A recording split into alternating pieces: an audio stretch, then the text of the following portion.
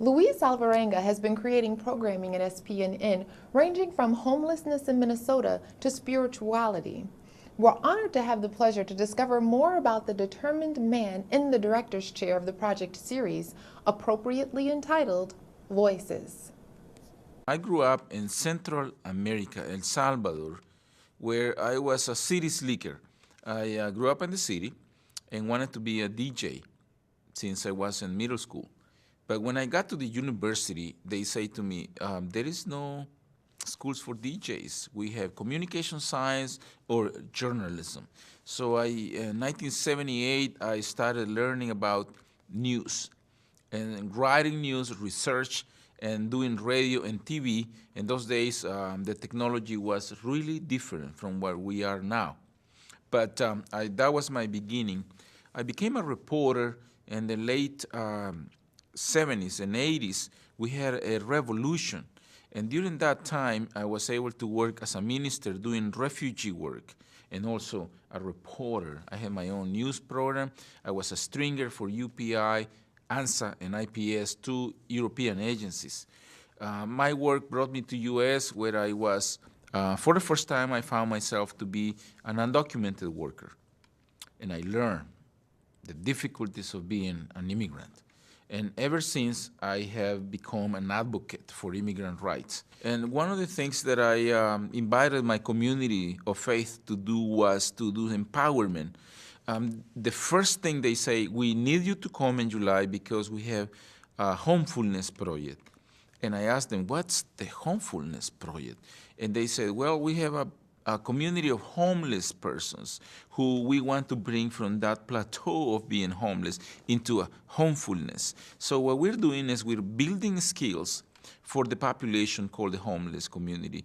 And we're inviting them to become producers. So with the assistance of SPNN and the training of some of our teachers, Teacher Sanders is one of them, and many of our very talented members of SPNN, we have been able to bring, I would say, about 15 members of the community to mood of becoming producers. And we're producing programs, a lot of them, through two programs. One is Voices, that's an English-speaking program, hosted by Jonathan Granlund here in SPNN.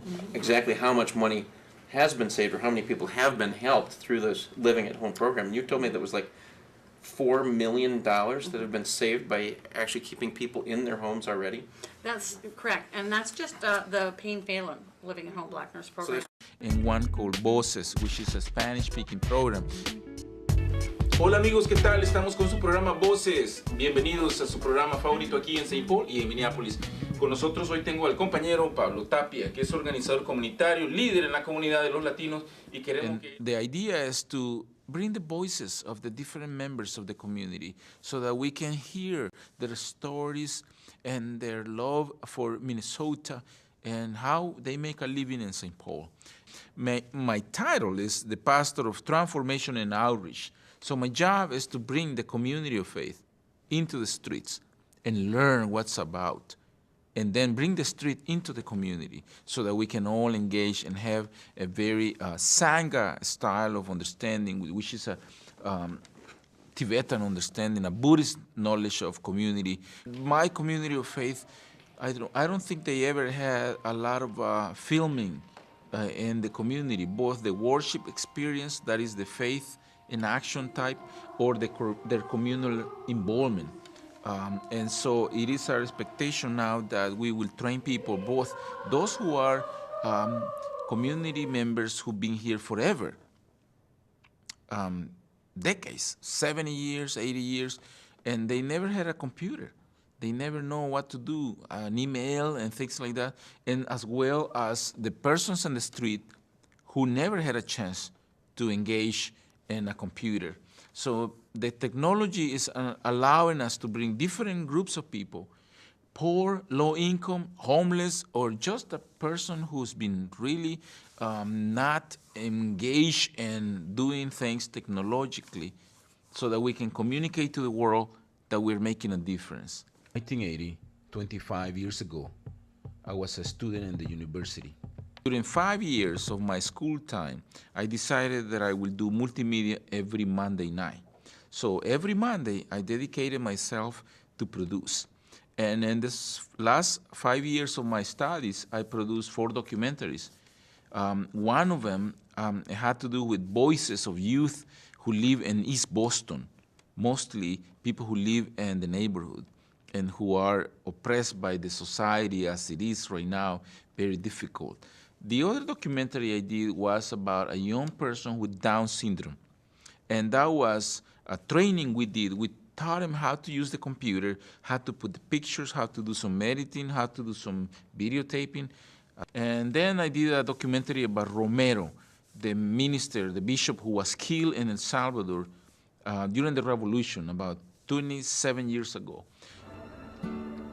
I also was a student with the Christian Student Movement, an ecumenical organization organizing refugees along with Romero.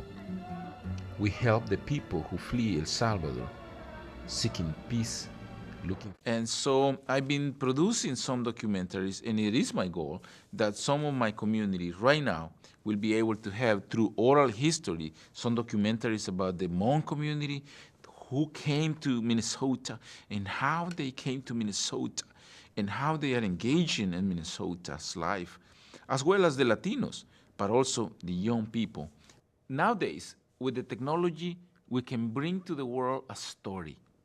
You can use a computer, whether if you're Windows or Macs or Unix, whether if you know computers or not, that you can have a story presented to the world and share with the world the beauty of your knowledge. So become a producer, do something, come to SPNN, participate in many of the programs we have here with youth, elder, or young adults. Just come and do a show.